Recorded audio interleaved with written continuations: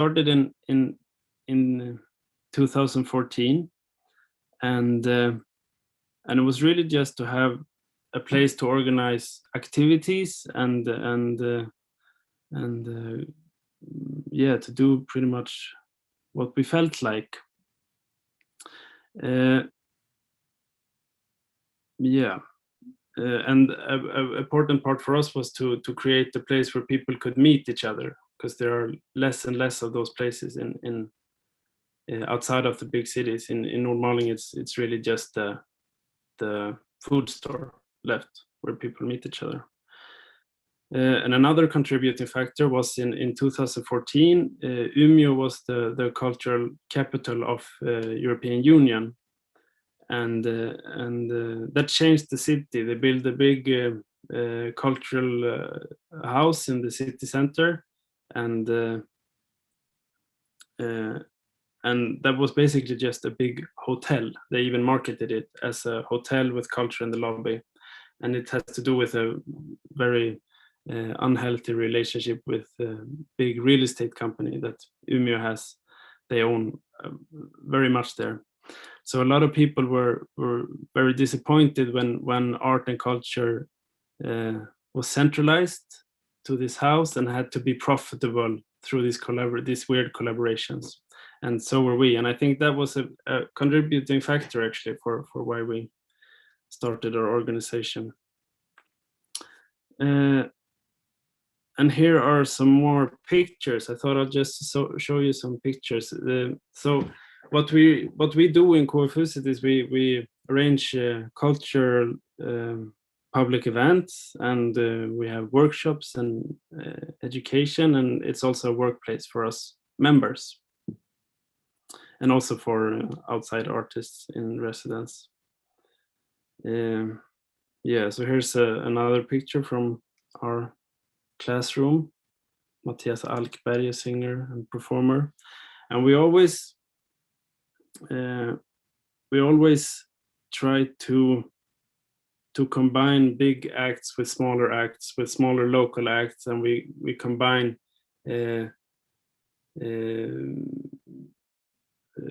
live performances with exhibitions. And this is from our attic upstairs. Here is a installation by Linnea Norén, textile artist. Here are some more pictures. I will speed through these a bit just so you get the sense of it. And then we also try to have things outside. Here's a circus performance. It's a good way to attract young kids and families, to get them to visit us. And here's our outdoor cinema that we have it's in the slope towards the river behind the house. The river flows in a quite dramatic river valley, river canyon. I don't know the word, but yeah. And yeah, here's a dance performance it's a big gravel parking space space for unloading timber with the forestry work. That's why the dance performance there. They had to walk through the woods to get there. Yeah, this is one of our closest neighbor, the local ski slope. So we arranged an after ski event with them, also to get new people to visit KFUSet, and also to get people to visit the ski slope also. Here's our fireplace. That's we almost always have a fire if the weather isn't too bad. You can cook your food or just sit and talk. Yeah, and here Sergio made this beautiful sketch of the area, and here you can see the house, and we have a small barn there, number 10, you can see, and 11 is our outdoor cinema. Yeah.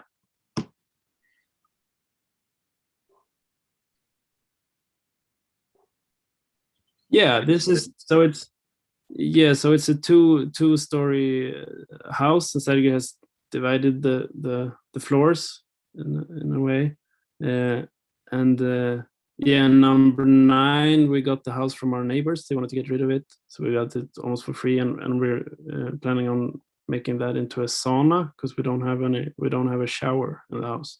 So that's a bit in the summer it's fine because you have the river, but yeah, in spring and fall it's a bit more difficult. But if you have a sauna, you're good. Yeah, and then it's our outdoor cinema there. 13 is our fireplace. But yeah, this is ours, and we own the land just around the house. We don't. There's acres and fields around the house, but we don't have any more land than the lot that the house stands in. Yeah, and this is us. This is the members of KFUZ.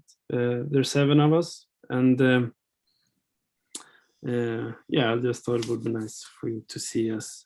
And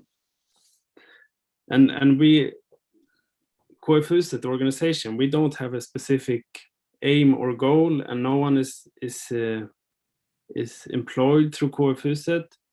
But since we all work professionally with art and culture, all of us can use KFUZ as a platform for their own work, if it's film or pedagogic work or design or anything like that. So it's a very free, it's almost a network in a way. I don't know if Lisa or Sergio agrees with me, but yeah.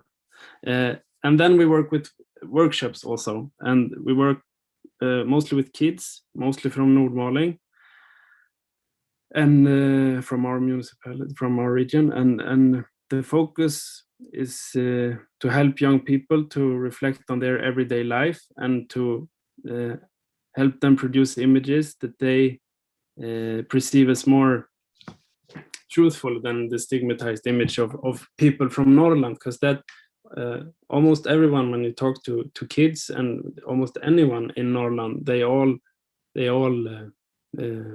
relate to or relate. They don't relate to the image maybe of the typical Norrlänning, the typical person from Norrland. So we work a lot with that. And here are the members of the KFUZ Film Academy, which is a part of our confederacy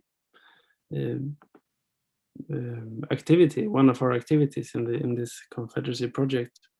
And yeah, the theme for the course is rural identity, and it's running through this whole year. We start in January, and the participants will work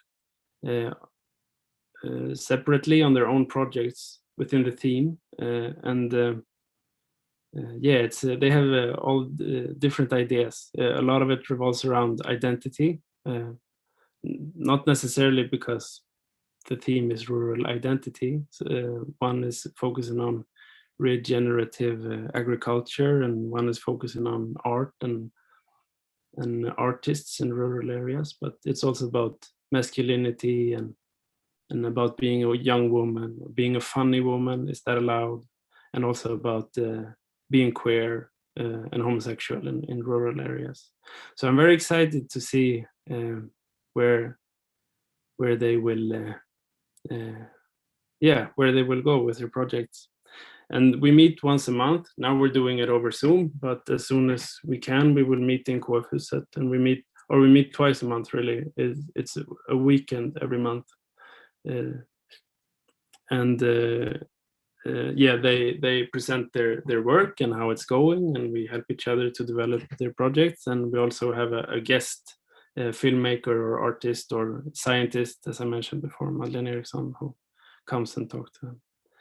So it's a fun project. And yeah, I also just wanted to show you, these are our posters that we had made for this project. This was the one for the Film Academy that we send all over the place. In the upper right corner, you can see a part of Lögdeälven there. I really like that detail. It's the illustrator is Ronja Svenning Berge, we worked with her. And these are 2 more illustrations that we will use in this project. I just wanted to show you this because I guess, or maybe I'm wrong, but this could be the first works produced in the Confederacy. I don't know. Even as just a poster. Yeah, so that was the presentation. We have some time for the discussion. This is our logo. So now I will, if there's any questions.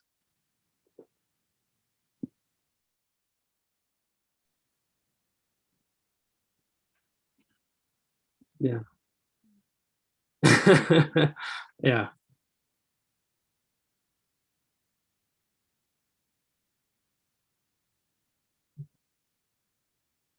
Yes, I will take.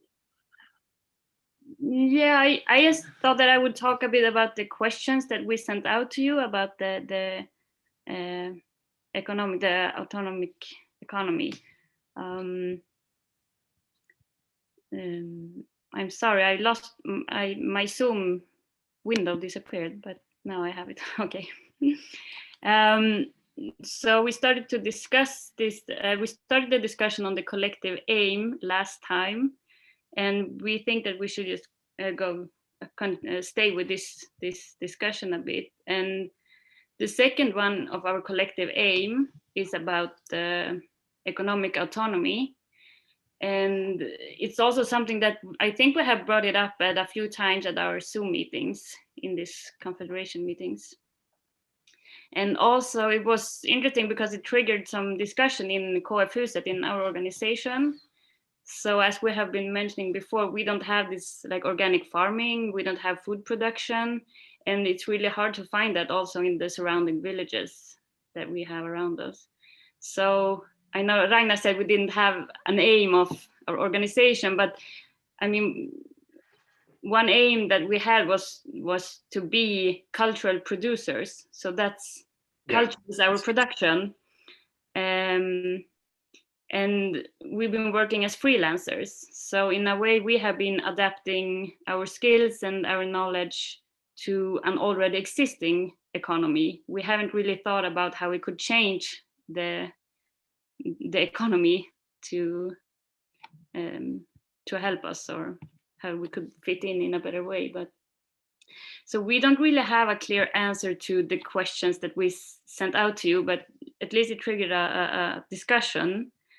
But for example, the film program, we think of that as a way to empower these young artists so that they can keep a rural artistic practice, so they would not be economically dependent on the rural areas, no, on the urban areas or the bigger cities, so that they could keep a practice in a rural area, because that's something that's very important, to be like economically independent, even if you want to live in a rural area and you can work as a freelancer.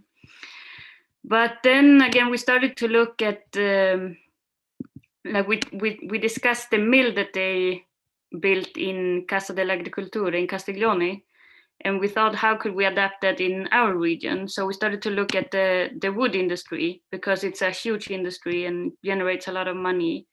So it used to be a lot of communal sawmills, like for private use. But nowadays, most of the wood industry is owned by huge forest companies, and even the woods or the forests that are privately owned, they use the companies to harvest their wood because it's more effective and it generates more money short term. And this, of course, has been very damaging to biodiversity, for example.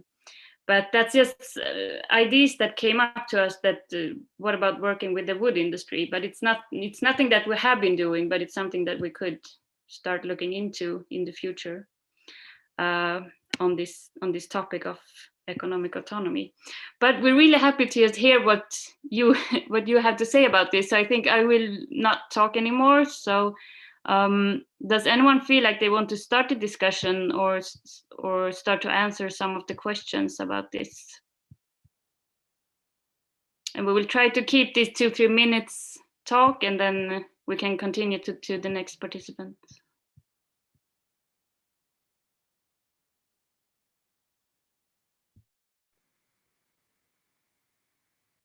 After the last discussion, somebody was talking about the village as an economic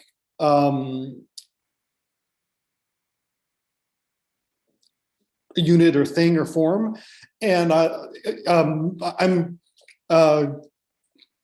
from outside, like the village, like the movement here, but I thought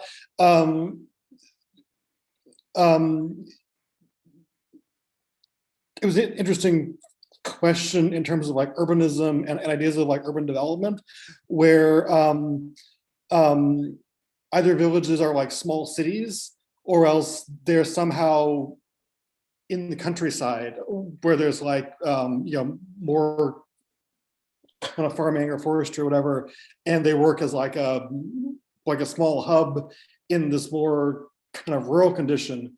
And so I wonder if there's like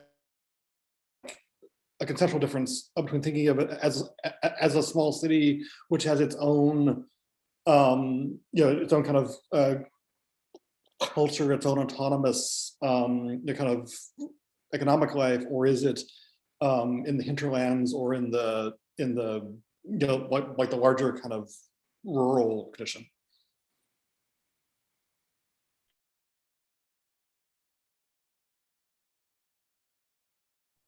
Was it a question for the whole Confederation of Villages, or was it? I guess it was more of like a prompt or a suggestion, just like because it seems like each of the village groups has a kind of a different kind of relationship to this idea of like urban development or village development, which then all interacts with or is in dialogue with the kind of like the national or the regional development kind of goals, where some are like let's support the villages, or let's convert them to like kind of new economy things, or let's preserve what kind of look like old forms of life, or let's protect the environment, or let's like adapt to something. And so I was I'm just trying to think if we can like conceptually kind of like translate between the like different conditions, and I don't know.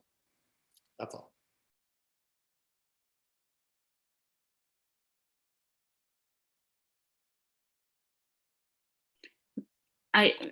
I'm just passing the word to Luigi now, because I mentioned you with the mill that you made, because I think that you must have been thinking a lot about these questions and how you have been organizing your group, and also the whole village of Castiglione and surrounding villages. Let's say the experience of Casa dell'Agricoltura started as a volunteer association, and for around 8 years, maybe more, we didn't produce any economy, any visible economy, just invisible economy. Because our goal was not to create just a normal organic farm or company, agricultural company, but it was really the idea to work on the commons in a way, to create activities or economies that were able to change the shape of the territory. And also because we were not prepared actually to do agriculture, because the agriculture that we learned was very far from our necessity and the ecological necessity. So For many years, we created the humus, the social humus. We did the same things that we do desertic soil, you know, just regenerating, understanding how to regenerate, try, change, fail, continue, and do again. Until we had a larger skill around biodiversity, around possibility of economic possibility. So there was this cultivation of cereals that was very, from the beginning, a kind of thread that started as main action outside the cultural action. And certain moment we understood that we were ready, so we launched, after even the Green Night, all the cultural events were just self-organized. We really a huge for volunteer efforts, and we decided to open this idea of a community meal when there was a community ready to accept this, and we opened the community as a kind of possibility for development for all the territory. I don't like development, actually. I say very wrongly. I hate the word development.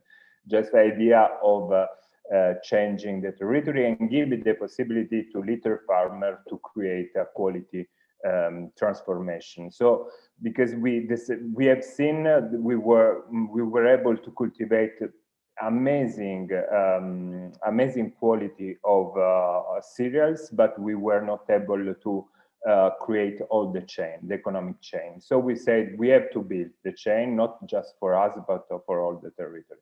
So the community meal started really with this idea of give to all the territory the possibility.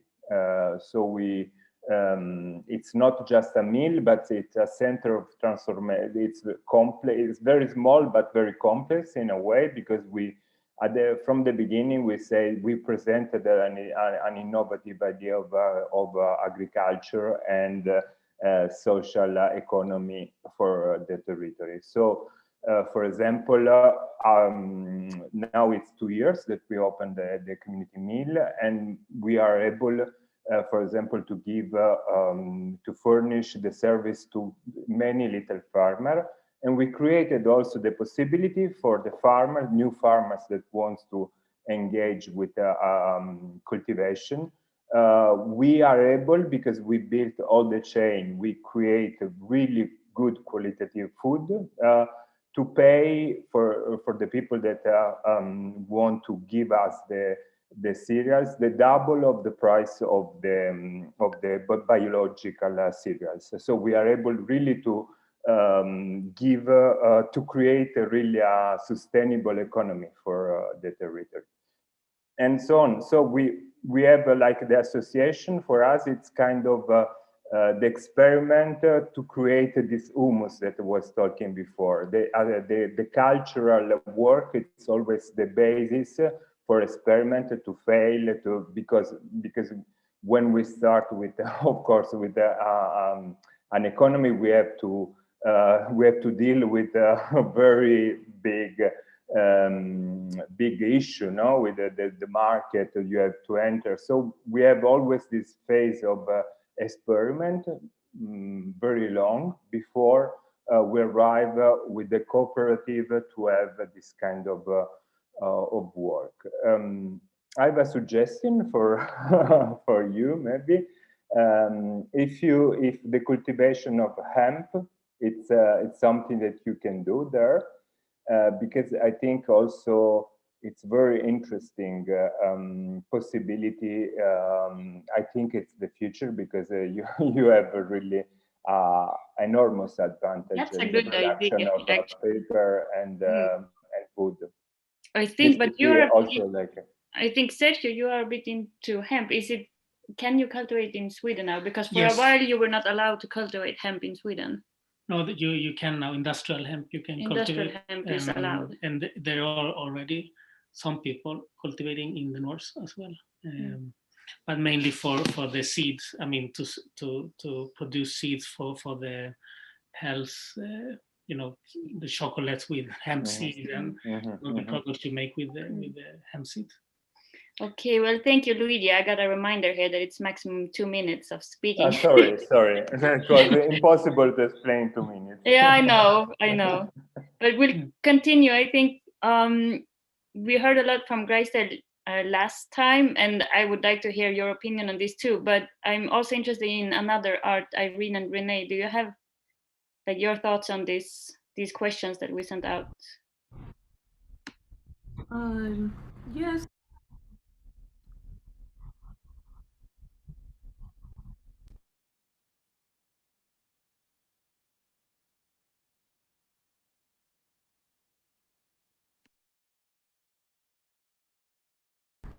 Who is introducing who?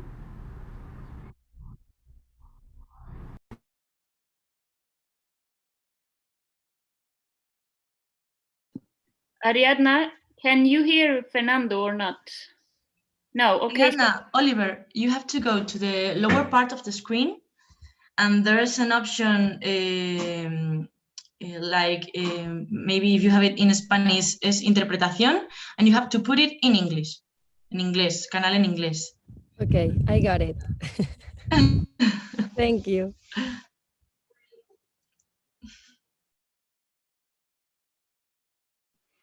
And if you wanted Ariadna to introduce yourself, that was what Fernando was saying. Okay. Actually, I cannot hear him. Fernando. No, Fernando, we can't hear you. I think. Okay. You are not connected. Maybe I can keep going and he'll. Okay, thank you, Ariadna. Yeah, okay.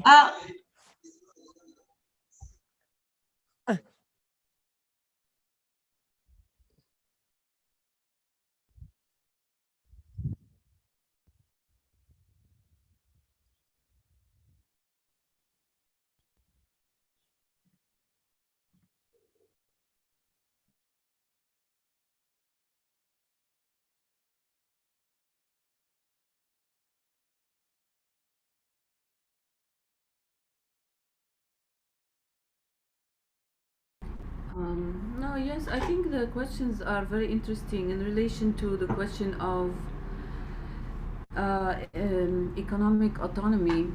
And I think that there is certain allergic reaction for me from the notion of economy, because it kind of implies this political economy of the kind of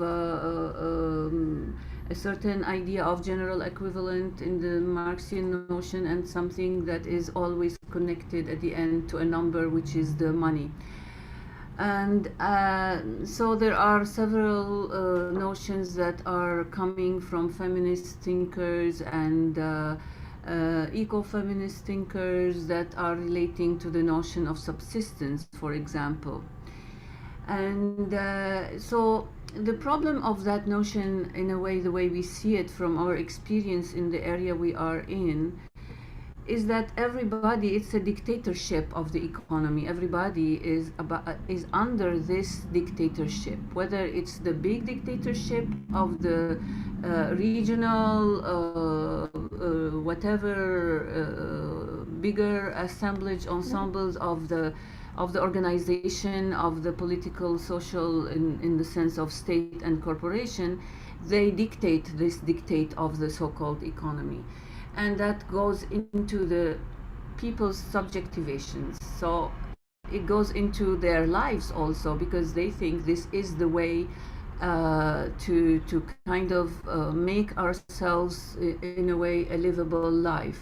So all their energies, all their habits, all their forms of life that they maybe are inherent to this lands, the social relations, are being poured into a kind of idea of earning money at the end too. So in a way, of course, you're addressing that question through the question of autonomy. And that is very important. And I understand the desire in relation to this question is coming from this relation to a landscape, a subsistence, a kind of multiple cultures around pluralistic whether it's the cows, the trees, the sheep, the milk, the cheese, all that we are talking about. So anyway, my 2 minutes are off, so I'm stopping. Renee, you wanna? No, I'll leave room for someone else. If I give you 2 more minutes, would you talk a bit about the situation in your area in Armenia, where you are working with your organization? Because we saw some pictures of your venue or your houses in Armenia, but I'll give you more minutes to explain how you work there. I think it's if you think of it from the analysis of, let's say, Zapatismo or Chiapas, basically, like if they're articulating these three fronts, there's a kind of like war of counterinsurgency, which is like any attempts people try to organize themselves outside of that dominant economy, they're attacked. There's a war against subsistence, which is like depriving people their chance to, and then a war of oblivion, which is like also devaluing their knowledge and their history. So I think that this applies to where we are, all three. And unfortunately, even people who are within Armenia who imagine any notion of development is attached to perpetuating that war rather than resisting it. I won't say the majority, is of that mind. Many people have a sense of tradition, a lot of things, but that dominant ideology of economy is so strong that it perpetuates that kind of disintegration of the possibility to exist and outside that framework. And so to reclaim for us subsistence is one of the big hearts of what that could mean in relation to a good life, what that means also in terms of autonomy from that economy, and valuing basically the forms of life and ways of relating, like the fact that 30% maybe or 40% of the food people forage there, for example, or things like that are really underseen in the context of economy. And that means that that ecological situation needs to be cared for, because 30 or 40% of the food is deriving just from the land's ability to replenish itself. And the more these development kind of ideas perpetuate, my 2 minutes are done. Well, thank you. I hope to hear more from you when it's your day to present. So I just pass on to Grace-Dale or Adam. Do you want to say something? Yeah, no, not especially. Yeah, I think perhaps the only thing that was occurring to me is the idea of a single economy as problematic, I think, for rural places. That you find one area of specialism where you try and develop an economy that is driven by generating income. There are a lot of other different kinds of economies, and I think trying to invent or find a new way of living in rural places is going to be dependent on a very much more complex and mixed notion of economy. So not necessarily financial, but also like of well-being, the things that make the community function, and how people invest their time. So what I suppose what we've tried to do here is generate multiple microeconomies that people can drop in and drop out of as they need them, as they suit them. So it's actually a little bit like the gig economy, which is written about quite a lot. But it's actually it's always been there in the rural as a way of life, and it doesn't have to be a negative thing. It doesn't have to be, the gig economy doesn't have to be a negative thing. It's just the way that it's obviously how it's set up, largely as a income generator. But if you think of it in a slightly differently, it becomes much more positive. But yeah. Interesting comparison. Thank you. Yes, I think Fernando, would you like to take over from here, and you just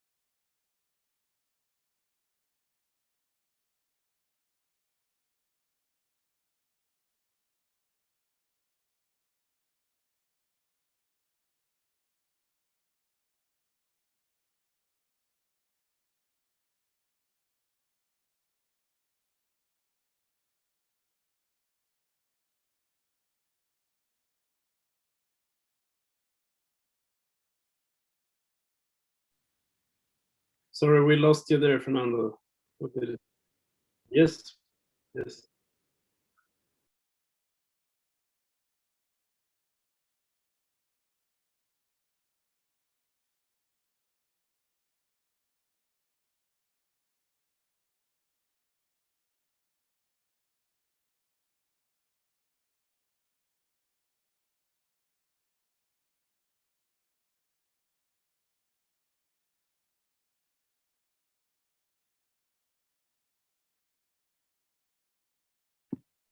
Until now, we have never had any registration fees because we have wanted it to be free, so that there wouldn't be like an economic dividends for them who can apply for our courses.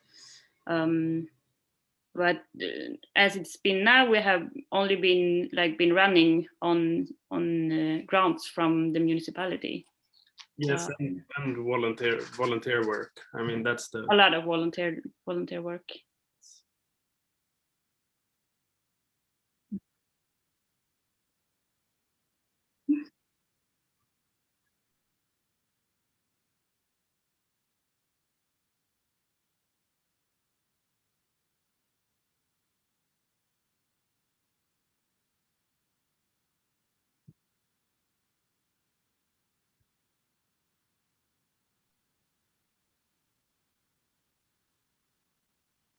Definitely. It's not sustainable in the long term. It's not. So I think you're right there. We need to have a discussion and talk and get like inspiration from all of you to find a sustainable way to run the organization and the work. I can't remember if I talked against grants last time. Did I? Did I talk against the grant culture? Yeah. I did. Yeah. You mentioned. Tyranny than anything else that we suffer from, frankly. But yeah.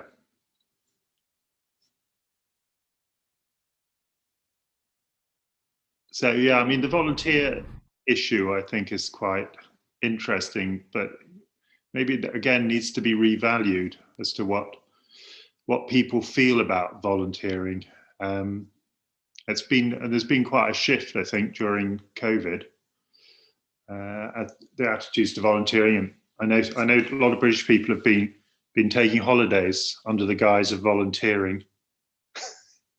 It's quite an interesting idea, volunteering as a holiday, if you actually do something, not actually take a holiday. But yeah, that's sort of what I was trying to talk about, different ways of generating income. Ouais, ils étaient en plein travaux, mais I notice also. Ça fait des années qui sont un peu sous pression pour changer les conditions des animaux. Donc voilà, je pense que ça va bouger bientôt. I think someone has to turn their microphone off. Maybe tomorrow together.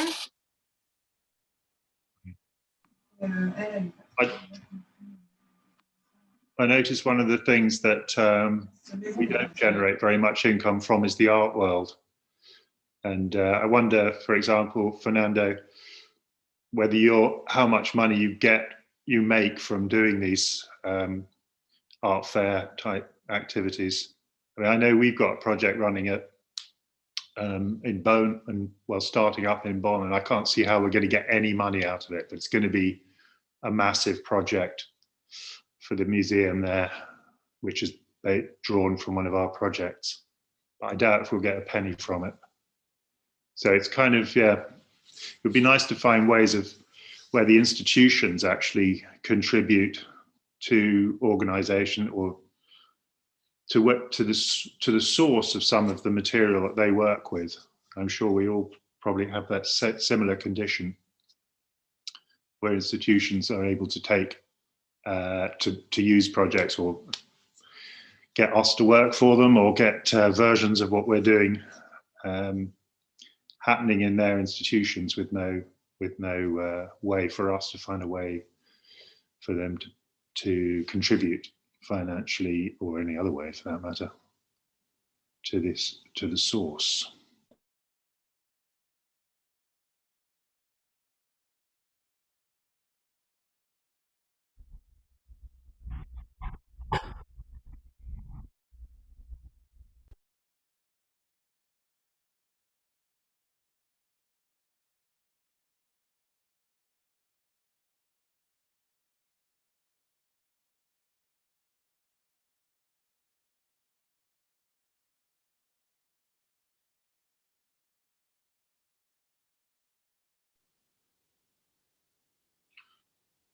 Yeah, weirdly, you managed to get somebody like the Baltic to give you 50 grand, whereas they would never give us any money.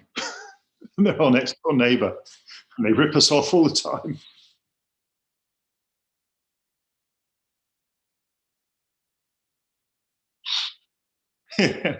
Yeah, maybe part of it.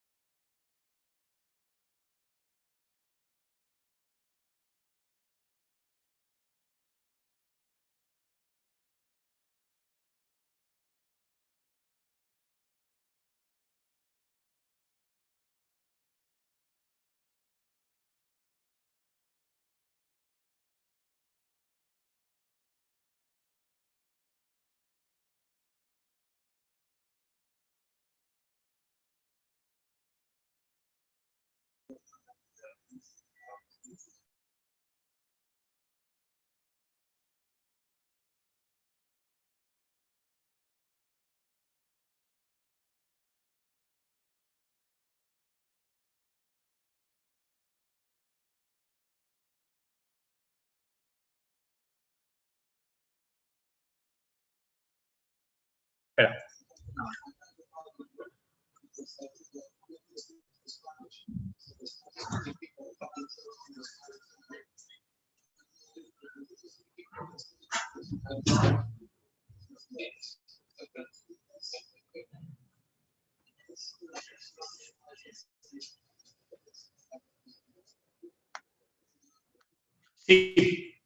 Sí. En la parte de español, aunque nosotros no te vamos a oír, Fernando, la gente que se conecte en español escuchará a Julio.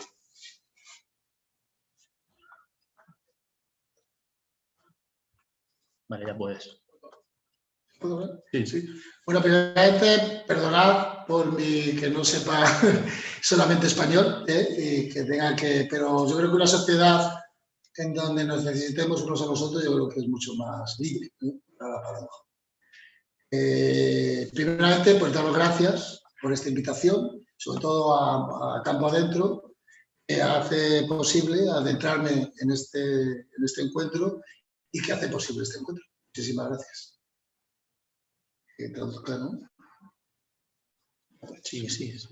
Bueno, yo soy Julio Jara, estoy en la Fundación Benéfica San Martín de Porres y esta fundación se dedica a personas sin hogar. Personas sin hogar, que es todos los perfiles, pues gente sin hogar, salud mental, trabajamos también con familias monoparentales, colectivo trans, enfermedad mental, todo lo que sea exclusión. Y yo me dedico realmente, por decirlo así en dos palabras, arte y exclusión. Ha sido toda mi vida y llevo 20 años trabajando en la Fundación San Martín de Porres y eso me he dedicado. He puesto lo que yo sabía o mi herramienta de arte a los demás. Y ahora mismamente estoy en varios sitios que hemos estado en hospederías, he estado también en una residencia para gente sin hogar, donde lo he llevado 15 años, donde hemos hecho una galería de arte. Ahora mismo estoy en Loeches. ¿Y qué hay en Loeches? En Loeches hay un monasterio, el monasterio de Inmaculada Concepción, de las dominicas, de clausura, en las que, bueno, como están los tiempos ahora, que han menguado muchísimo las monjas y las vocaciones, pues ante la duda, además, y ante la sospecha de la especulación tanto de la diócesis, de la iglesia y del ayuntamiento y de los políticos en búsqueda de un rendimiento por el rendimiento monetario, pues se han contactado con nosotros y han querido de alguna forma darnos, ¿no?, una pequeña y simbólico de alquiler este monasterio para que nosotros hagamos un proyecto social, de inclusión social, en donde quepan todos los perfiles. ¿Qué hemos hecho nosotros? Pues seguir la estela de ellas. En todos los proyectos que hemos hecho, lógicamente, hemos hecho un proyecto, hemos definido un proyecto, hemos programado, hemos diseñado un proyecto y hemos ido allí y lo hemos elaborado y lo hemos hecho con toda la distancia que es la distancia que hay entre diseñar y luego darle vida, darle materialidad. Aquí hemos ido directamente, además, por la pandemia, hemos ido directamente a habitar. Es decir, vayamos al edificio, abramos el edificio y que el edificio nos hable y nos pida lo que quiere y lo que necesita. Fuimos y tuvimos que limpiar porque fueron como 7 años cerrado un monasterio que, para que os hagáis una idea, tiene una finca de 3 parcelas grandísimas de 7.000 metros cuadrados, otra de 6.000 y otra de 1.500.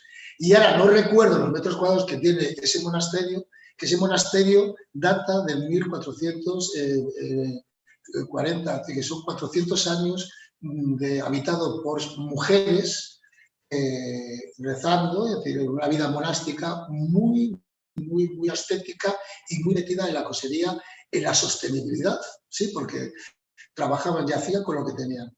Es un dato que quiero que lo sepáis porque así también nosotros ese valor lo hemos añadido nosotros. Trabajar con lo que se tiene. Lo que tenemos nosotros, por gente también denostada, gente que está excluida de la sociedad. Y con ese tipo de gente estamos elaborando proyectos. Nos hemos metido allí y hemos empezado a limpiarlo. Sobre todo a habitarlo, limpiarlo, vivir en él, quitar, desbrozar lo que sería el jardín, la parte del jardín, la parte de lo que sería para cultivar, y lo hemos desbrozado todo. Hemos recolectado, ahora cuando ya hemos limpiado todo, hay como unos 7 almendros, ¿no? Porque esas monjas hacían polvorones y hacían pues lo que es común en estos monasterios, que son dulces. Pero nosotros hemos hecho eso, hemos recolectado y hemos hecho dulces. Hemos hecho unos polvorones con un nivel, claro que sí, de un nivel pues doméstico, pero haciendo lo que hacían ellas. Abrimos la puerta del monasterio para que entre la gente y hacemos visitas, también llamándonos, ¿no?, al timbre y tal, como hacían esas monjas. Después hemos empezado a hacer un proyecto de gallinas, que hay un gallinero que hay que arreglarlo entero, pero ya hemos empezado con lo que tenemos, es decir, con lo que podemos nosotros abarcar. La idea es hacer 500 o 1000 gallinas, pero para ahora tenemos 5. Y esos huevos los recogemos y con eso hacemos también dulces con esas almendras y demás. Y después hemos plantado también a nuestro modo, porque hemos empezado para buscar agua. ¿Para qué? Pues para que esos 7.000 y 6.000 metros cuadrados pues sean un sitio de empleabilidad, imaginaros, muy grande para la gente sin hogar y que podamos estar allí trabajando y que sea, vamos, autónomo totalmente. Por un lado, lo que sería la agricultura, por otro lado lo que sería la apicultura y por otro lado lo que sería todas las gallinas, lo que sería también ganadería. Queremos abarcar todos esos temas. Vamos poco a poco, pero siempre ya funcionando con lo que tenemos y lo que abarcamos. Hemos plantado habas y han salido. Hemos plantado patatas y se han podrido, es decir, no han salido porque ha venido una parte de esto, vamos, que vino una nevada muy fortísima y se jorobaron. Pero hay que trabajar también con eso y bueno, y cuando vienen los malos tiempos, pues también tampoco son malos, porque tampoco hemos perdido mucha cosecha. Pero bueno, estamos ahí y hemos aprendido de ello. Y sí, Loeches no está ubicado, que me lo han soltado ahora, no está ubicado en Madrid, sino está a 30 kilómetros de Madrid, es a media hora. ¿Tiene una historia? Sí. Lo fundó el conde-duque de Olivares y está la Casa de Alba, ahí. Han estado las milicias republicanas allí, han estado las milicias internacionales, han estado también ahí pues, los nacionales, han estado allí cantidad de pintores porque están representados en cuadros, ya está en el Louvre. Y todo esto lo digo porque nosotros nos hemos sumado a esa estela dorada y ahora somos nosotros, los pobres, los que estamos ahí. Y destruir, ¿no? Pues nos sumamos a ello. Ahí hay una historia y es curioso cómo lo vamos dando vida y lo vamos no protegiendo, sino abriendo, ¿no? Y sobre todo en la base de la acogida. Es un proyecto sin perfil, porque aunque quepan todos los perfiles, no queremos asumir un perfil como en otros proyectos que hemos ido realmente a gente sin hogar. Queremos, y así en efecto está surgiendo, que haya asociaciones como Campo Adentro, que haya fundaciones, que haya también gente personalmente que vaya allí, gente sin hogar, emigrantes, trans, que ahí vais a ver unas imágenes. Ahí estoy con Beina, que es trans, y estuvo ayudándome porque fue muy importante. También hay un proyecto de bordadoras, que se llama Transbordadoras, que están trabajando en el albergue de San Martín de Porres, pero también están ubicadas allí. Tenemos también una galería de arte, sí, una galería de arte. Hemos hecho ahí con unas estampas que tenían las monjas de Ferrandi, y hemos hecho ahí un catálogo, y hemos hecho una sala. Y todo esto, ¿cómo lo hemos llamado? ¿Cómo lo hemos bautizado? Lo llamamos impropios. ¿Impropios de dónde viene? Pues en el compostaje, sabéis muy bien vosotros, en el compostaje se mide el compostaje según los impropios que tiene. Cuanto más impropios, menos calidad tiene el compostaje. Entonces, en esa negatividad que siempre se me ha caracterizado mucho de negar, hacer una afirmación más rotunda, con esa negatividad, con ese plástico, lo que nos estorba, lo que es impropio, lo que es políticamente incorrecto incluso, trabajamos. Entonces, eso para dignificar aquello que hemos denostado. Es decir, nosotros trabajamos, y este proyecto sobre todo es en edificios denostados, en edificios olvidados, con valores olvidados, trabajamos con gente también olvidada para dignificar todo eso. Y ya está, ¿no? Sí. Bien. Bien, gracias. Muchas gracias, Julio. Gracias.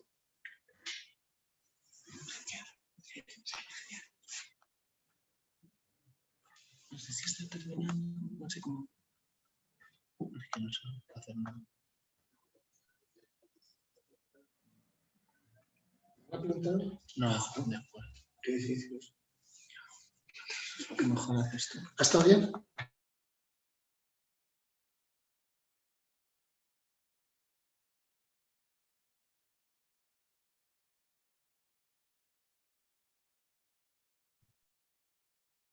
Sí, perfecto. Hello. Hello, everybody. My name is Oliver Lachecoro. First and foremost, congratulations to all of you. I really enjoyed the projects. I think they are very necessary. So you have to forgive me about the explanation will be a little bit a mess. I had no time to prepare it. So Fernando, just if I want people to see my desktop, what I have to do in the Zoom?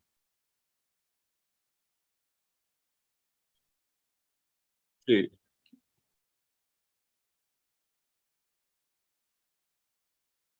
Okay, cool. Super.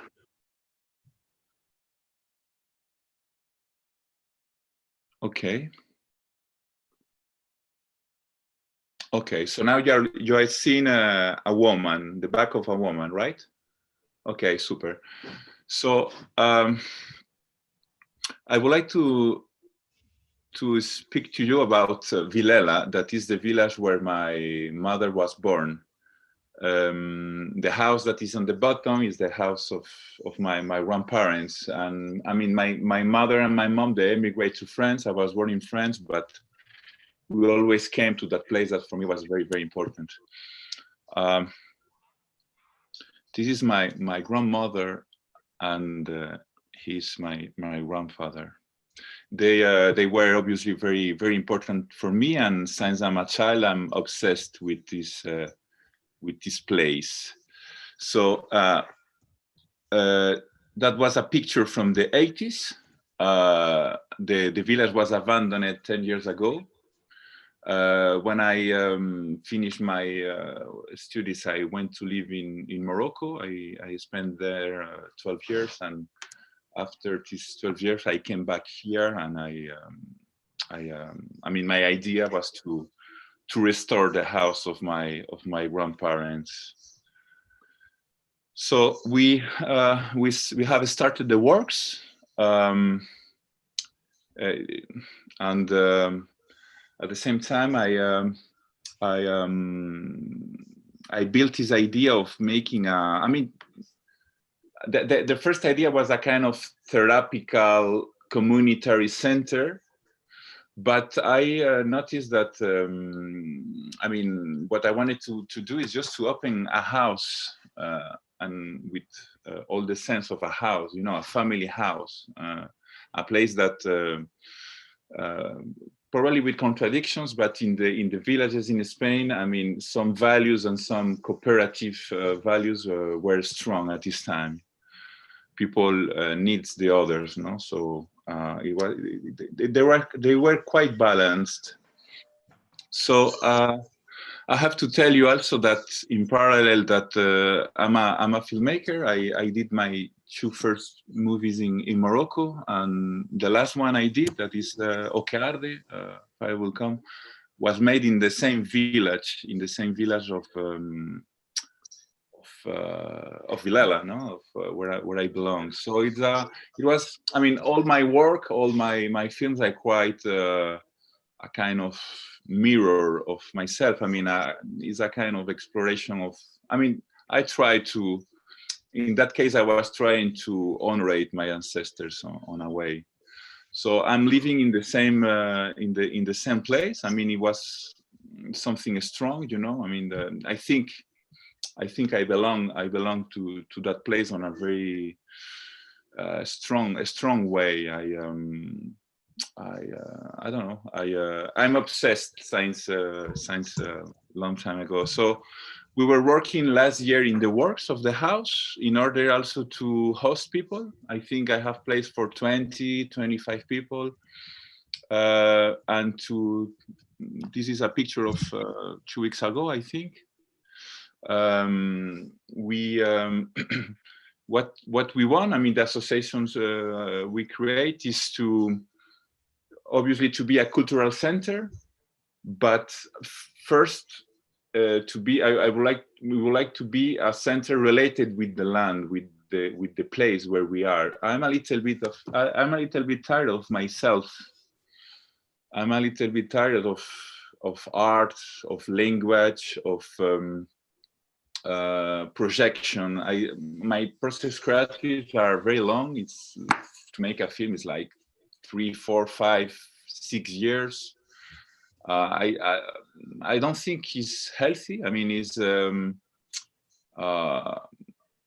healthy, but I think, I mean, obviously on a way of sovereignty, of a way of freedom, on a way of detachment. I think this is the place where I can grow on a better way, and I think I think art for me, in my particular, is not more a tool of sovereignty. So the projects, I mean, inside the house, we're gonna be a kind of cinema club. This is a region of Spain. It's in the northwest of Spain. It's very near where Fernando has his center. It's a very isolated place with a strong demographic problem. There are 4 people for kilometer cuadrado. No sé cómo se dice kilómetro cuadrado. Wait, you understand?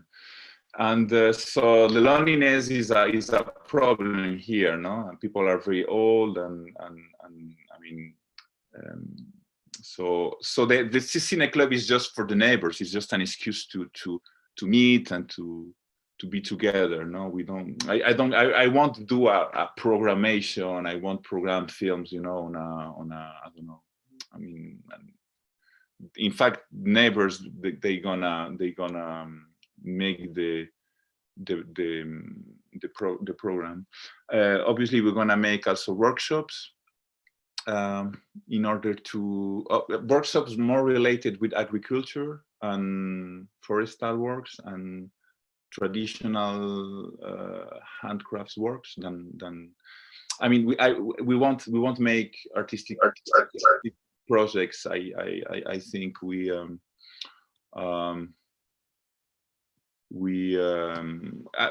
know, I prefer to go to the land and to work. Now we just start with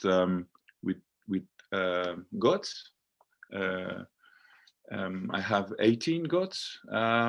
I think the goats are the future of Galicia, of my region, because I mean they're really clean. They are beautiful first and foremost, extremely beautiful, and after they clean very well the field. In Galicia we have a strong problem with the fires because it's a very fertile land. It rains a lot. So what I did is we did a kind of protective ring for the village. In the top of the village, no, we just closed right now 3 parts of. We have like 6 hectares with a border. How do you say, a furniture? This with 4 cables, with electricity and a dog inside. The goats are free. It is 5-6 hectares, and they make this protective ring for the village. No, in the 99 we had a strong fire that arrived to the door of the houses. you can see how all the villages in that picture. Oh, sorry. You can see how all the villages are. All these green areas are a place where the fire can stop, and also we are working also with. I'm also working with the shepherds of the regions. They work with cows, is what they really do. I mean, the cows are completely free, and I try to help them also in a way to promote the work they are doing. That I think it's very the work they are doing is very how to say. I mean, I think they make a strong impact to the field, to the lands, because they if human being abandon these lands, we're gonna have a strong medioambiental ecological problem, because we have the impression that human beings sometimes, and it's true, is a kind of his presence is bad for nature, but in that case. Because of the weather of Galicia, because of the climate change, it's good this balance between human and nature, no? And so I have different projects of silvopastoralism. In fact, I'm very happy to. When, for example, we are working with the government. I'm using a little bit also the way that I'm well known here in Galicia, because my career as a filmmaker and institutions has confidence in me, and they know that. I mean, they know the intentions I put in that project. So we are working also with the politicians of the region to restore a little bit some abandoned lands. This is just an example, no? In the pink area, you see, it's those are areas where that they are not used, that they were abandoned, where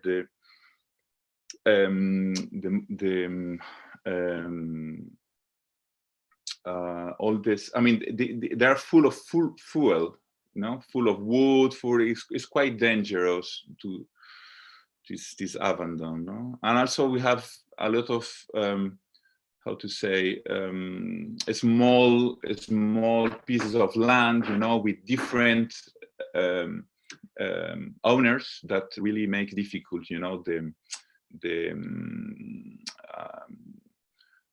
the work of these farmers and shepherds.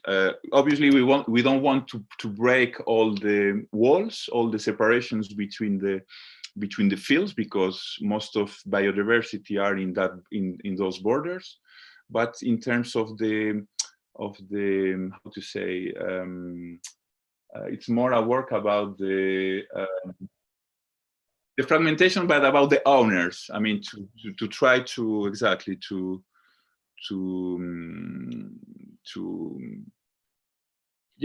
make kind of packages of different lands, not so separate. And after the blue zone are like pine cultivations that they were made in the 50s during the Franco times. So we want to reconvert these pine woods plantations into fields. We know nowadays, we know that obviously there is this mistake, because when we think about the cows, I mean, the people say, that is the industry that pollutes more, but it's more related with intensive ganadería. ¿Cómo se dice, Fernando?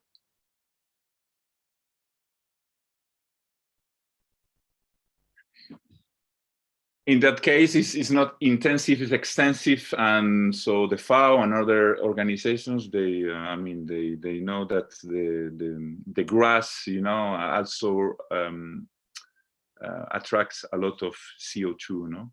So I would like to tell you also that we have a very good news today. I mean, it's just an anecdote, but today we won a prize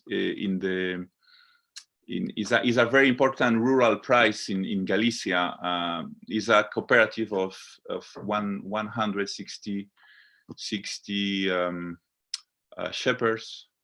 And it's very funny because the newspaper names is El Progreso, that means the development on a way, the progress, no? And I think most of us we don't believe on the myth of the progress, and so we so the idea in a way is to the feeling, the idea, the intention. It's what I really would like is to come back to the orbit. My parents has to leave that place because this myth of the progress, these lights of the modernity were telling them to go, and I just want to come back and to die in that place. So that this is my project on a way. Sorry, it's easy for me to speak about cinema, but about rural development and all this stuff is quite difficult.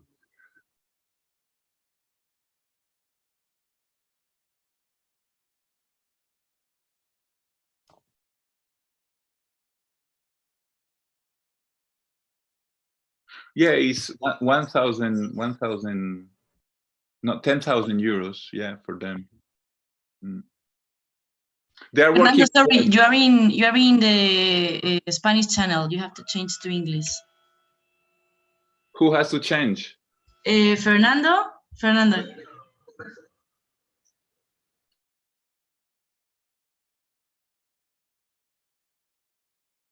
It's okay. No, digo que estás en el canal en español, que te cambies, Fernando, que pongas en inglés porque no te estamos escuchando si no.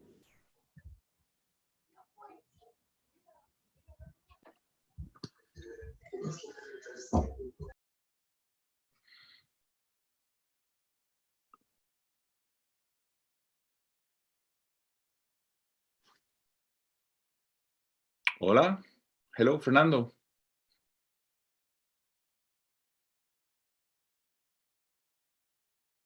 Yeah. I don't know if they hear you.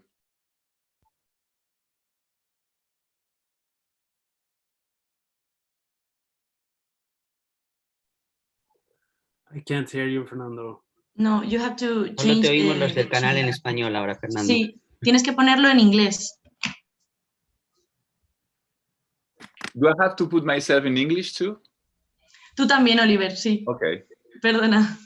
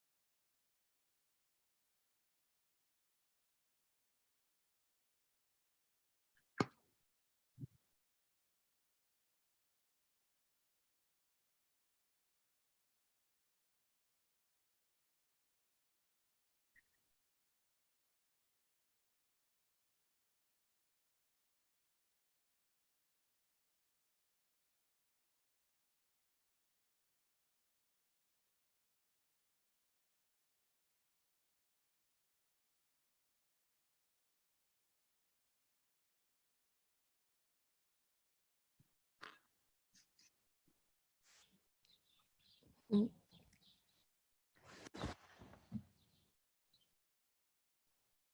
Okay. Hago en inglés. Yeah, I'll do it in English. Okay, thank you. Yeah, thanks to all of you. It's super exciting. I was also telling Fernando the other day because yeah, just to feel that there's other contexts with same, you know, I mean, it's not the same, but there's a lot of similar questions open, and it's always feels it feels good. We are in a really small town. There's around 100, I mean, not small as Oliver was saying, but it's around 150 people that we live here.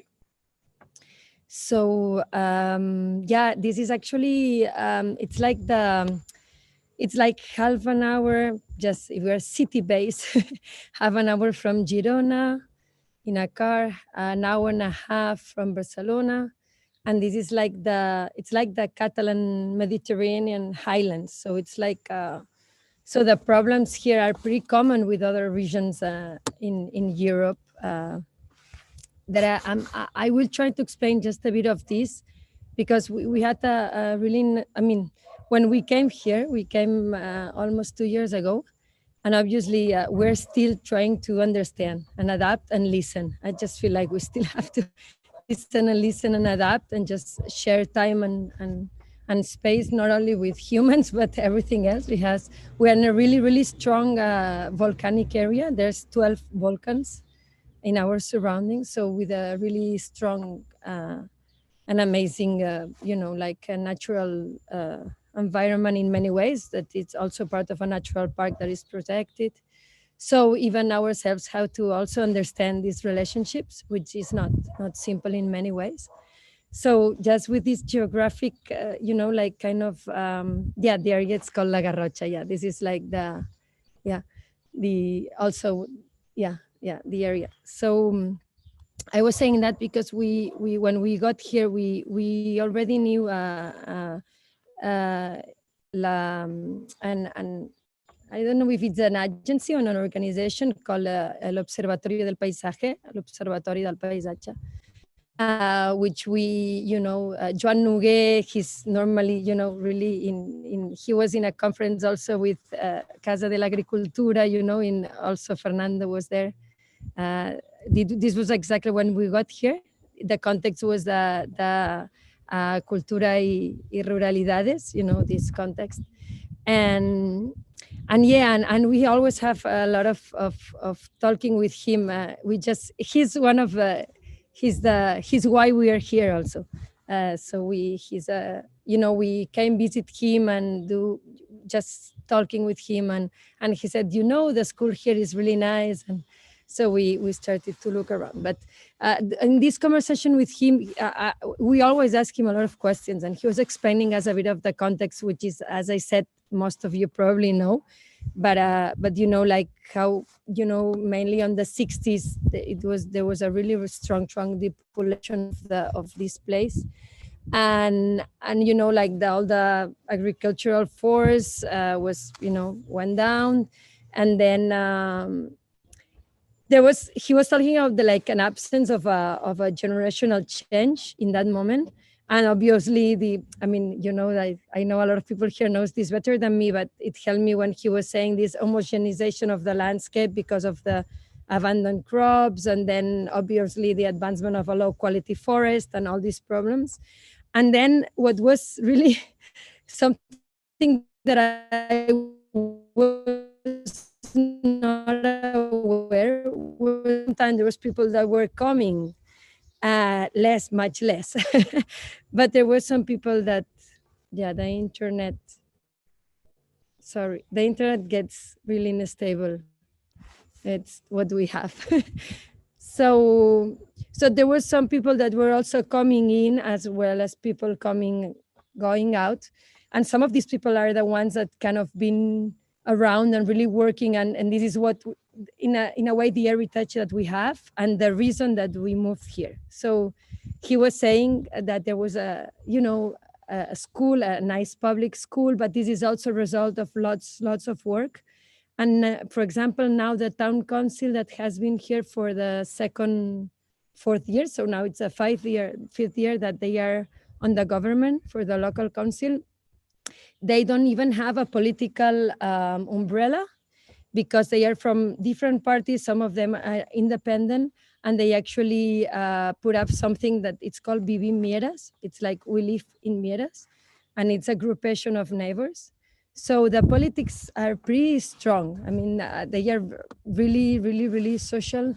And in a way that, for example, we have, I mean, one of the biggest things that started almost 40 years ago is the biggest exchange fair. Maybe I can show you, I had prepared some, I didn't have a lot of time, I'm sorry as well. So I might be a bit of a mess too, but I'll try to do my best. Maybe I'll show you some stuff while I talk, and I try not to go more too long. So let's see. Yeah, maybe this. I'll try with this. This is Mieras. It's really beautiful, you know. I mean, it's.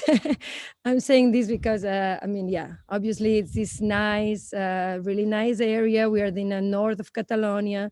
It's a rich area too, and it's really touristic in a way. The house where we are used to be a touristic, you know, like a rural touristic place.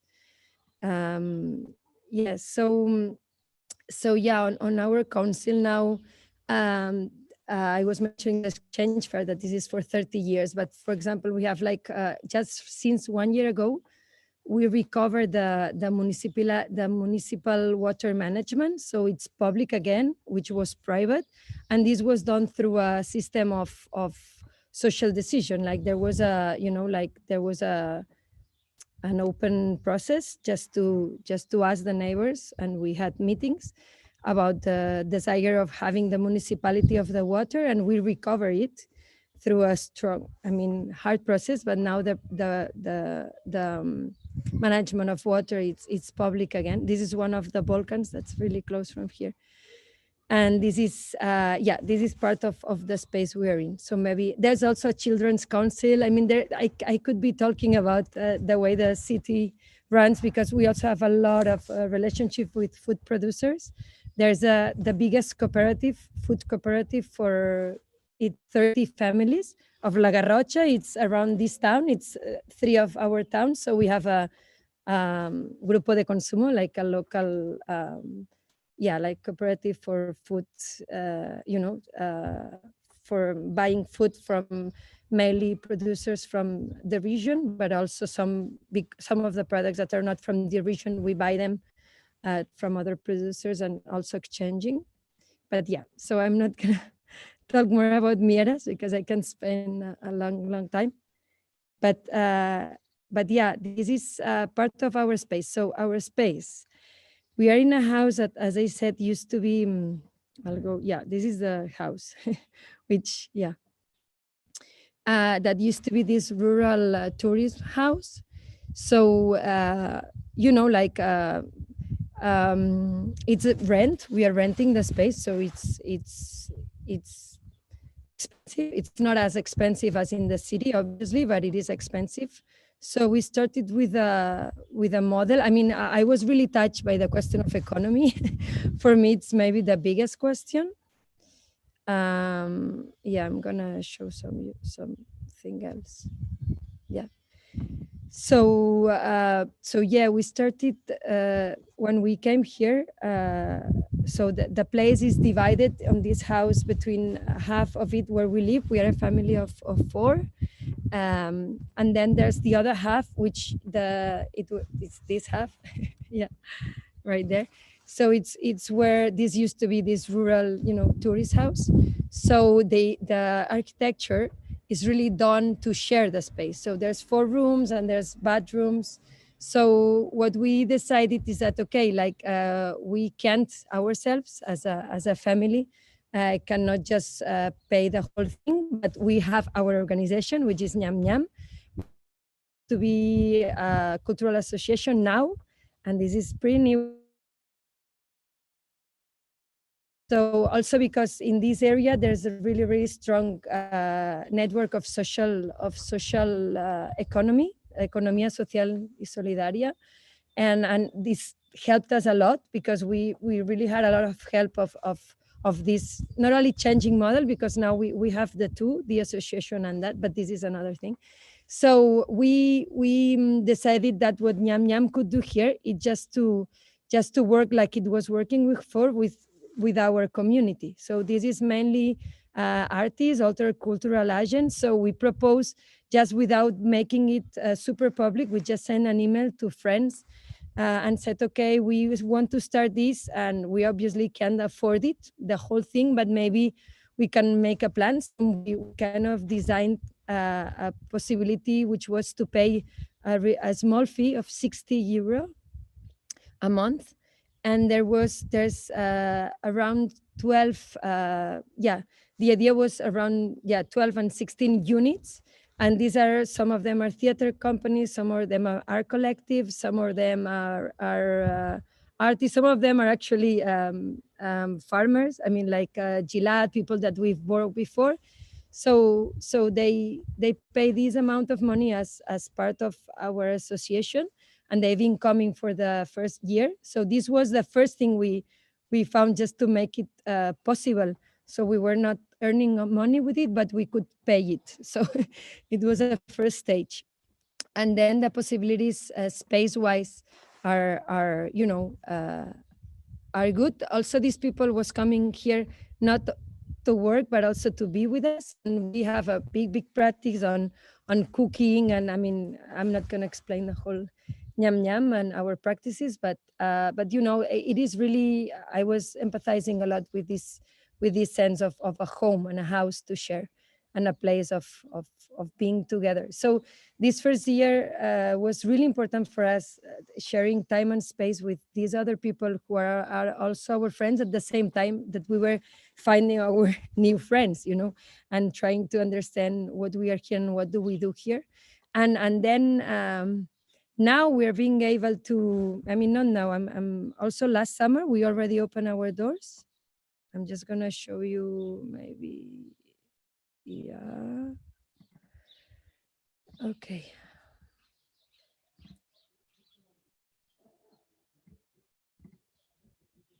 Okay. I want to share this website. Let me see if I can do it. Sorry.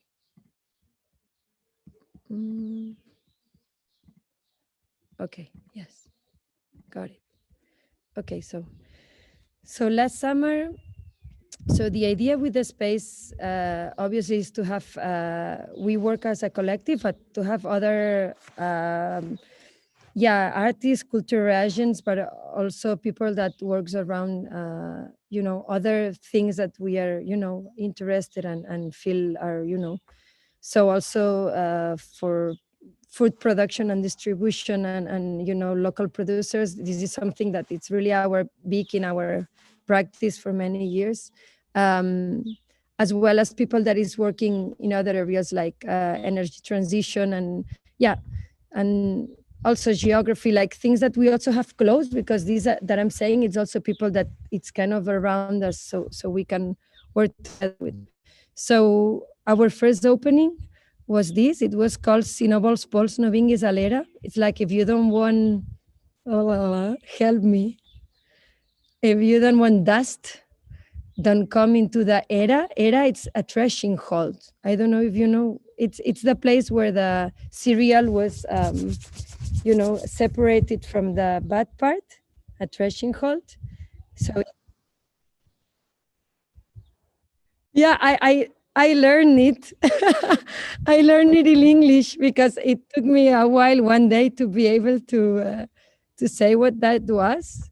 But do you know what I mean? Okay. Good. Yeah, it's this. It's this kind of, because so this. Yeah. Yeah.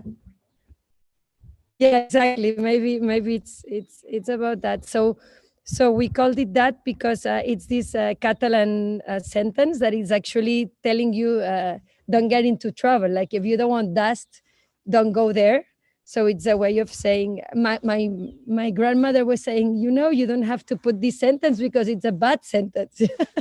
It's problematic. It's saying, if you don't want dust, so don't go, don't come, no? but it is just positioning ourselves on this dust and this place, which is important for us. And when we created this program, and I'll do 1 minute more because I know we have to, but sorry, just Snowball Sports, yeah. So we just did this. This was a programmation that we actually, it was for mainly by the artists and collectives that they've been coming here for this year, which is important because it's really, really important for us, this idea of practices, because we've been in many residencies in many places, and we are I'm still scared of these places where you can be doing exactly the same in, I don't know, in Paris than in somewhere in, I don't know, Tokyo. I don't know. It's really strange to me still now. So what we did, it's with the people that we've been working, that mainly they come from live arts. We spend, since they were coming every month, we had a lot of time to understand how their practice could be adapted to this place. So this was the work. So we did this. It's not a festival, it's more like a ciclo, like a series of events that happen through the whole summer. Yeah, and this, yeah, and then there's only 20 seconds because this is important. Okay.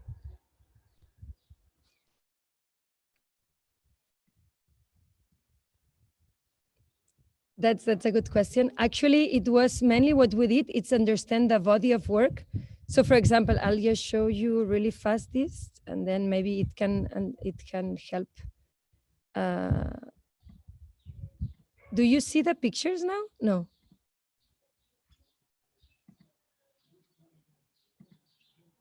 But you still see the website. Yeah. I was trying to do something else. Okay.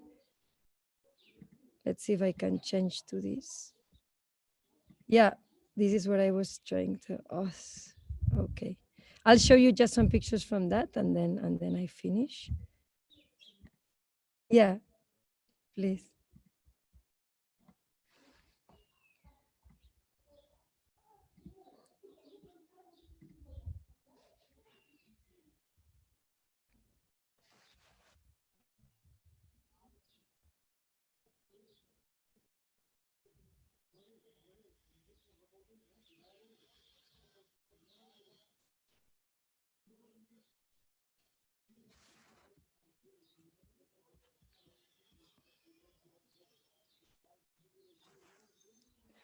Yeah, now you see the, yeah, this is just one, I'll just give one example because maybe it's easier. So we're working with Xavi, he's an artist, and he came here for around, I think he came, once a month, and then he spent more time at the summer.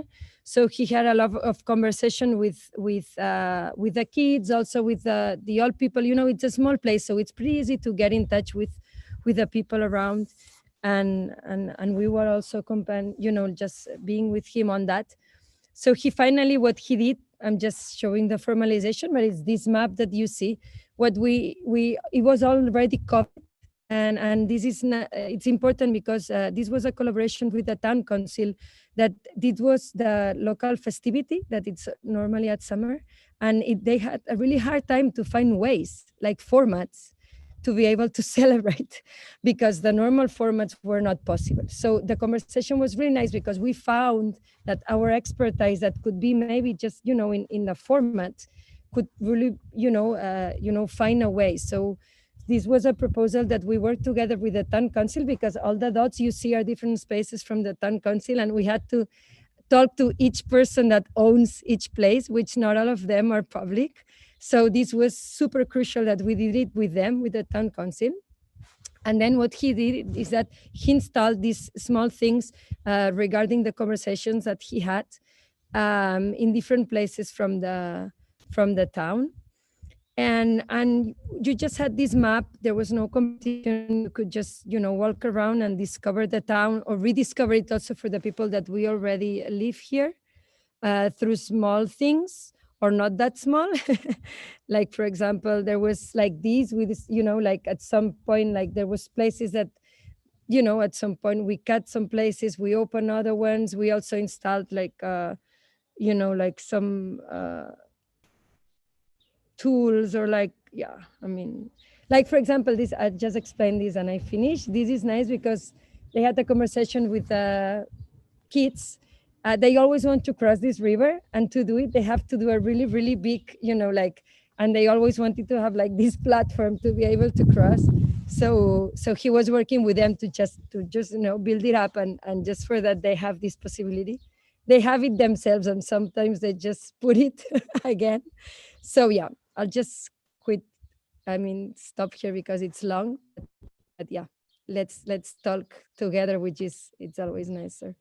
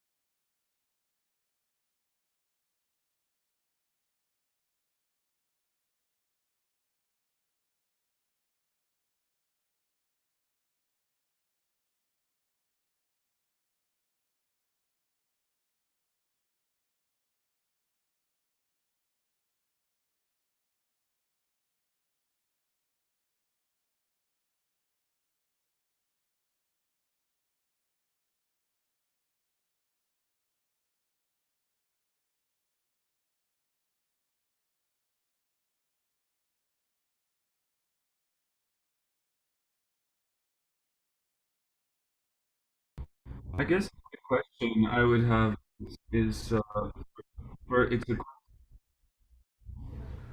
yeah, I'm an artist and we're doing some things in Armenia and other places, really thinking the question of not just rural but also like autonomy, subsistence, questions also of how to exit this kind of catastrophic reproduction of more and more war, more and more destruction. I think Oliver talked about modernity, and for us it's very much connected also to coloniality and the ruse, the trickery of convincing people that their lives were underdeveloped and the only way to find the future would be to leave or destroy their environment. So I'm just curious, in this moment of a kind of living disaster of this pandemic, how it's affecting your thinking and work. That's my question.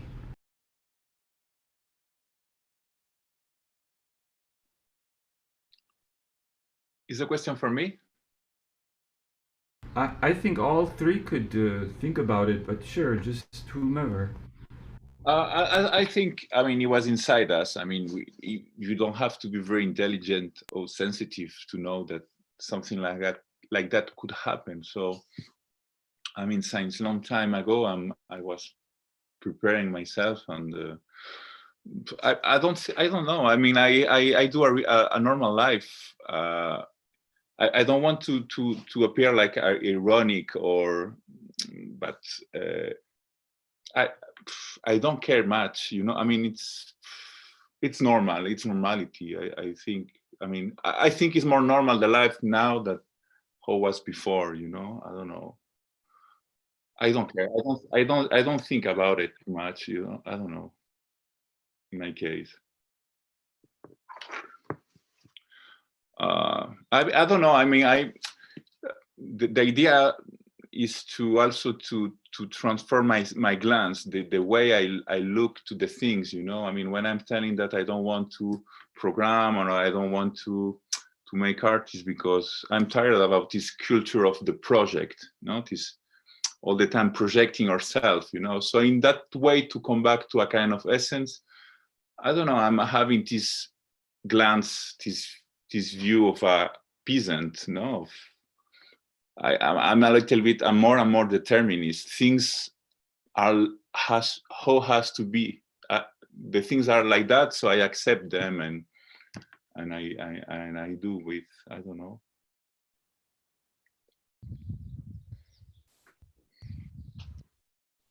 Yeah, I mean, I agree that it had to come. I mean, it had to come, but it's already there. I mean, it's just you know, just another, yeah, thing, just that you see it coming. I think for us, the idea of stay as local as possible, and this is not only for Nyam Nyam, for everybody that lives in this town. That I mean, for me, economy, it's not, as I said, maybe it's the main thing now to understand in many ways. A lot of people here needs to leave and maybe spend 2 days in the city or come back, or maybe, you know, like it's I'm not telling just us, I'm telling about other people, you know. So to really, you know, build up something that's sustainable here, like as local as possible, it's one of, you know, of the aims. And also to understand, I think the relationship of kind of feedback with the city, understand this relationship. It's obviously the city, it's a big, you know, for me it's really a big disaster, like what is happening there and the way. And obviously now it's like, okay, let's all go to the rural. So what that means in terms of what are the exchangings, or like what are the relationships are only one way, are bidirectional, like understanding that maybe is also important. And as I said, I think also in our case of understanding like the artistic practice that we do, how can also not really help, but, you know, this small example that I just gave, like to understand how this can be, yeah, and offering a place of, yeah, of listening, because now yeah.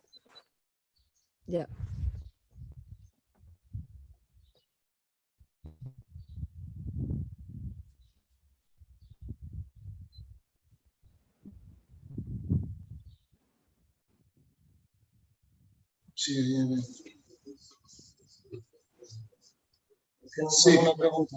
Pues quería saber lo que ha preguntado nuestro amigo el armenio, ¿no? Porque yo me gustaría contestar, porque no sé muy bien lo que hacéis. Sí. Sí. Sí.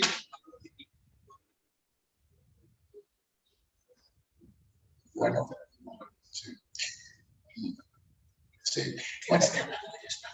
Sí. Bueno, todo condiciona. Pero la crisis. Sí. Exacto. Es una nueva condición, pero para nosotros la crisis viene de muy atrás, porque nosotros trabajamos por el fracaso.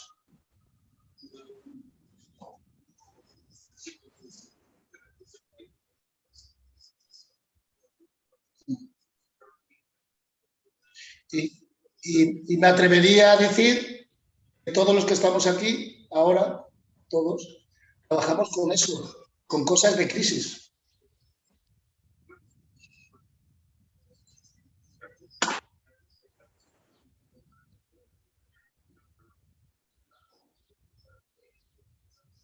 Y una nueva crisis no tiene que pararnos para nada. Juro.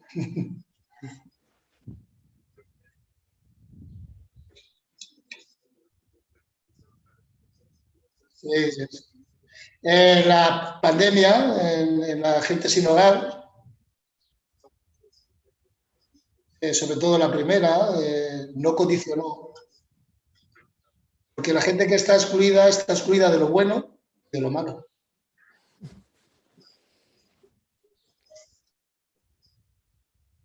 So they were not very affected. Estaban muy afectados. No, para nada. Ha venido aquí en Madrid, en San Isidro, ha venido por los trabajadores. Working social. ¿Qué quieres decir? Ha venido por la gente que ha venido de fuera.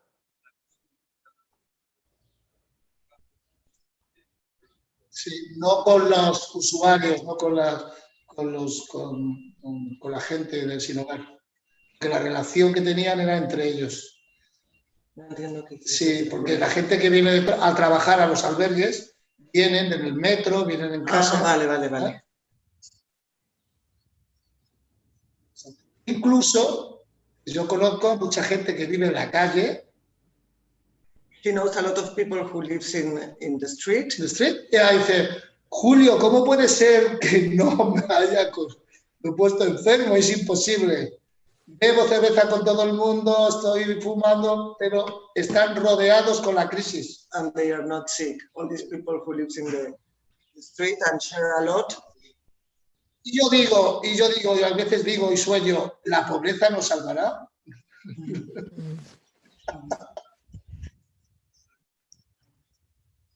¿Será la exclusión la que nos salve?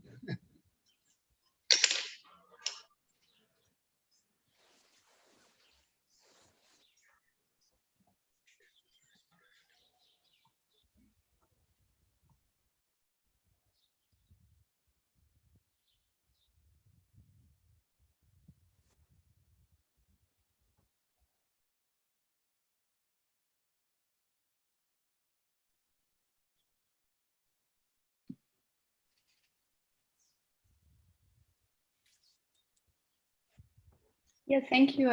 It's been really great to be here. Thank you for having us and to meet you all and some of you again. There are many questions and I don't know how to approach it, but like one thing still stays with me, this question of economy that was partly, I guess, the umbrella for this meeting. And also Lisa and Sergio and Reñar, I remember you mentioned that maybe berries could be also part of your economy. So I'm on the one hand curious about if you were developing this idea further, since you have this amazing forests around you. Berries. Berries. Yeah, the picking berries industry. It's a big industry in Sweden, but it's a very complex industry. It doesn't generate any money for Swedish people. It's usually people from Thailand who come with a tourist visa and they pick berries and they sell them to. The berries are sold to Polish and and Chinese companies, and it's mostly used in skönhetsprodukter, like skincare products and stuff like that. And it used to be something that Swedish people could make money from, picking and selling, but it's not anymore, and it has it's very debated in Sweden. These people from Thailand who come here and work, or if there's no berries that year, they get very almost exploited, and it's because the companies that bring they're like Swedish companies, I think, that bring the workforce from Thailand. It's both Swedish, but it's mostly not Swedish companies. Okay, so they kind of help them with visas and things like that for money, so they have to come to pay the debt, but also to gain the money from doing the work. So yeah, problematic, the situation. And also, like we talked about this, and it's also like a bit of a colonial situation over the exploiting the workforce. Yeah, it has a very colonial structure with just letting the resource just letting it be free to anyone to exploit it. But it's something that we actually talked about. Thank you, Sabina, for bringing this up, because we have been discussing it in KF, whether to start develop this question or investigate this question more, this situation, because it's also really closely connected to the forest and the wood industry that we talked about. So because we have a lot of berries just behind the house in the forest where we are, so it's there. Yeah, it's an interesting question. And on the other hand, I was also wondering, I was very touched by Oliver, by your presentation, and this kind of reconnecting to the roots. And it feels like, and Jamie and me, we were speaking about this already, that in your work, you are exploring this notion of resacralization of life, I guess, or this notion of getting lost, and, to get lost in order to make sanctuary, to make space for the new, and to maybe reconnect with human and more than human in new ways. And I'm curious, what is it that you would actually like with this space? Because you mentioned there are places for many people, but what is it that you actually would like to see unfolding there? So, in Galicia, in my region, the kitchens are very important, I think, all around the world. All the culture was made around the kitchen, around the fire, all the oral transmission. So I did a big kitchen. So the idea, what I wanted, you have, the borders are quite thin, I mean, you can observe yourself. You can see your shadows, when you are alone, when you are living on a city, you don't need your neighbor, your ego grows, So the challenge is that. The challenge is a kind of laboratory of the ego, a kind of a place where we can observe ourselves, where we can see our limits, or ego, and to try not to destroy the ego, because it's impossible, but to control it on a way, Before we were talking about about the term of crisis, it was very beautiful what Javier said, I mean, that I don't know, I mean, I'm very happy with those times, there are times of truth, and I don't know, I like crisis, because when you have a crisis, when you have a crisis as a person or as a society, all of you, that you can connect with the essence, the personality explodes, and you connect with something, So your question probably is more concrete, I mean, we are organizing. I mean, for example, next month we're going to do a workshop of apiculture. Also in April, we're gonna make a workshop with a Sufi master of Germany, who will make a kind of workshop with Thrupat music from North India, and so we're gonna sing and learn music. So, and also a lot of workshops related also with the chestnut trees. We have a very, very big forest of chestnut trees, and we would like to learn how to take care of these trees. They have illnesses. They are very big. We have to cut them, and so in general, all the pedagogy will be, as I say, more related with also with permaculture and in terms of economical sovereignty, we also have a project of to restore the electric factory. I mean, a kind of small house in the river that in the 50s, 60s, the neighbors done with their hands, and they a kind of a small how to say, engine, you know, who was providing light for the villages. Exactly. So we have a project also to try to restore that with the new technologies, and also to have the more food sovereignty. And so, for example, also we're gonna start a project of planting cereals. Centeno, how do you say centenos? Is I forgot. Yeah. And because most of the houses in the region also they are made with grass in the roofs. I mean, so we would like also to come back to this circularity and to be more and more sovereign if it's possible.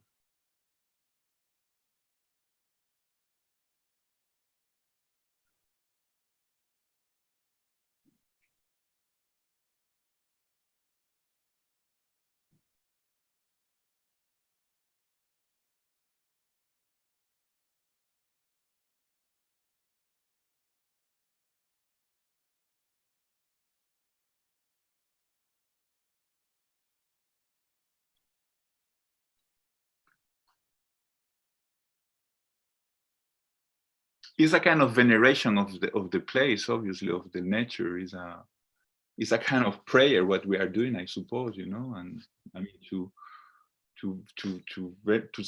venerate the place, to respect the place, to have a relation with the land, with, you know, on a very deep and mysterious way. You know?